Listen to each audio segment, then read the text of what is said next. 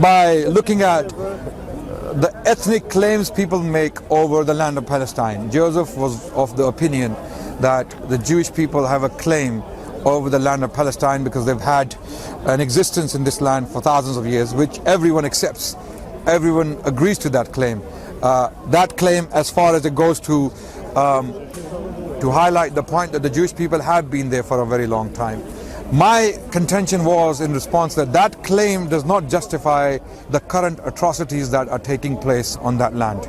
Okay, the atrocities against the Jewish people, against the Palestinians and the Jewish people. I agree. There are Jewish innocent victims of terrorism, and there are Palestinian victims of terrorism. There are children, women, men, elderly dying on daily basis in Palestine, being bombed, being shot, being completely decimated. Okay, I'm saying none of these claims that go back thousands of years justify the current occupation, the current brutal occupation of the land of Palestine. It cannot be justified. Yeah, wa alaikum salam. Wa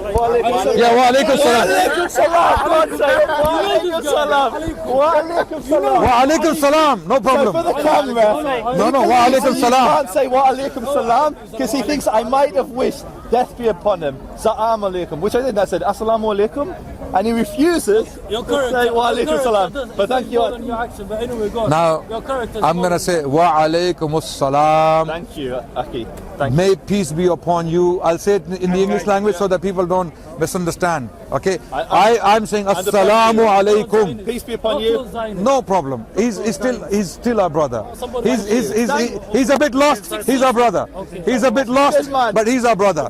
And our purpose is to spread the love, spread education, spread beautiful ideas so that we can live together in peace. So today we were talking about history. So during this discussion, when we were talking about the claim of the Zionists over the land of Palestine, a lot of points were raised by Joseph, by myself. We talked about history, the presence of the Jewish people in that land, and then the absence after the Roman destruction of the city. I'm being filmed, I can't, sorry. The destruction of the city of Jerusalem at the hands of Emperor Hadrian in 132 and renaming of the city, all of that we discussed. Now we're coming to the point where I made a claim that the Jewish people were protected by Muslims and the Muslim civilization for over 1,000 years, right? And Joseph came back and he said, no, I don't agree with that. Actually, that claim is problematic. And then I said, now we are talking. Why? Because this is get a camera. Yes. After I said that, get a camera so that we can get this on camera, where a Jew and a Muslim can talk about the treatment of the Jewish people at the hands of the Muslims throughout the history of Muslim civilization. This is a very, very interesting discussion which I want to get into. No, because me and Joseph are talking. You can talk later on. Ask questions. So Joseph, why do you actually disagree with that claim? My claim is that the Jewish golden age was when the Muslims protected the Jews for over 1,000 years. Of course you'd say that, you're Muslim. But I'll convert. But I'll respond to what yes, you said. Please. So one of the things that people that either Muslim apologists propagating Dawah do, they will take a point in history and they'll say it was great at this time, therefore throughout history the Muslims were good to the Jews. And that's simply not true.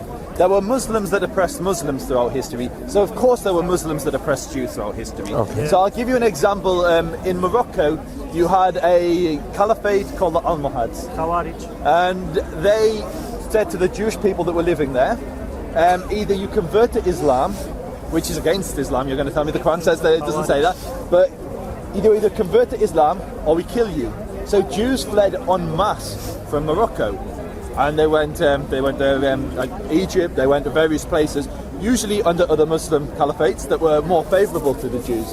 And so, first and foremost, there has never been just a consistent period throughout time for all Muslim caliphates, empires, where the Jews had it good. The second aspect of that is even when times were great for Jews under Muslim Caliphate, it was relative. Were they ever great? That's what I'm trying to get to. It was relative. Okay. And they were still second-class citizens. They still had a different tax system. They still weren't allowed to achieve certain positions within that Islamic society. They had greater freedoms and opportunities than in Christendom, but that's not necessarily a good thing, because in Christendom, again, some Christian nations were good to the Jews, others were terrible to the Jews. And so it just depended at which point of history and which rulers you're talking. So categorically, you are wrong if you said that Muslims were always good to the Jews. They weren't. Secondly, Did I would make argue, that claim? No. Okay, so what was Did your I say claim? always? You said that the Jews... Okay, what was your statement? I said the Well, Muslim okay, civilization treated the Jews with utmost respect. And I just gave you examples where they didn't. Okay, when I made a general claim, which is based upon the general history of the Muslim civilization. Now, if you show me exceptions to that general rule, I will acknowledge the exceptions, but the exceptions do not represent the general behavior of the Muslim civilization, which goes across over 1,000 years. So let's take them off. So let's look at your examples you gave. Wait. Okay, sorry. You raised some very interesting examples, and this is why I believe someone as intelligent as you Got all the cameras. ought to know better, because you are a well-read Jewish gentleman, and I can see you are. Give it to the Jews. I can see you are religiously observant. The mics are growing. He's got 3 mics, I've got none. You take that one. You take that one. There Get you all go. of you, don't worry. Okay, so the point I want to pick on is what al-Muwahidun in the Arabic language, or al-Muhads in the English language, did to the Jewish people. Before I get to that example, my contention is, why would you use, for example, ISIS as a representative example for Islam? Okay, only 2 kind of people do that to Muslims today, right? One, who are completely ignorant of the history of Muslim civilization. 2, who hate Islam, who completely hate Islam and want to deliberately tarnish the name of Islam and Muslims. There is no third option in my mind. So I will assume the better, I'll assume the best thing for you, that you are ignorant about the history of Muslim civilization. I won't assume the latter for you, right? I don't think you are a Islam or Muslim hater. I don't think so. No, I'm not. I hope you're not. First and foremost, I'm not a Muslim hater. I have huge respect Great. for Islam. So it's confirmed. But I would like to extend that. I say Muslims as my cousin. Good. And I believe that we should work towards building a lasting peace. I agree. With peace, I believe it's truth and reconciliation. Okay. I believe for us to make peace, neither you nor I should deny the reality of what's happened. Absolutely. And I will say there have been Muslim leaders who've done incredible acts of kindness for the Jewish people. However, Now we're talking. Even amongst the most, those that are considered the great. So let me give some examples. No. I want to talk about al-Muhads, because you made a point, Okay, and it's only fair that I respond to that point. So al-Muwahidun were an extremist group that came to power in Morocco in the 12th century, and Muslims suffered at their hands before anyone else did.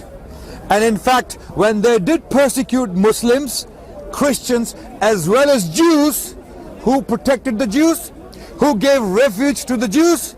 Muslims elsewhere. Let me give you an example, a specific example. Who is known as the second Moses in Jewish history?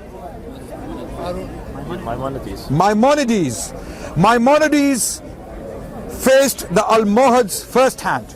Maimonides was alive, born in Cordoba, raised in Cordoba, wrote in the Arabic language. His famous book, A Guide for the Perplexed, was written in the Arabic language in Hebrew characters.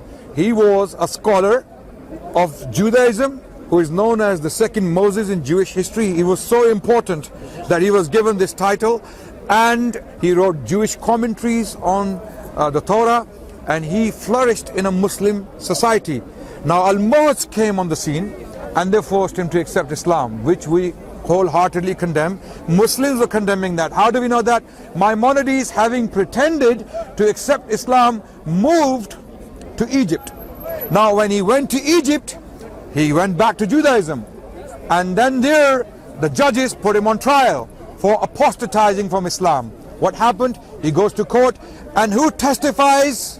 Who testifies in his favor? A Jewish scholar from Spain who was being persecuted by Al-Muhads, Al-Muwahidun, who were an extremist group which other Muslims were condemning at that time, like we do today with ISIS, right? He moved to Egypt.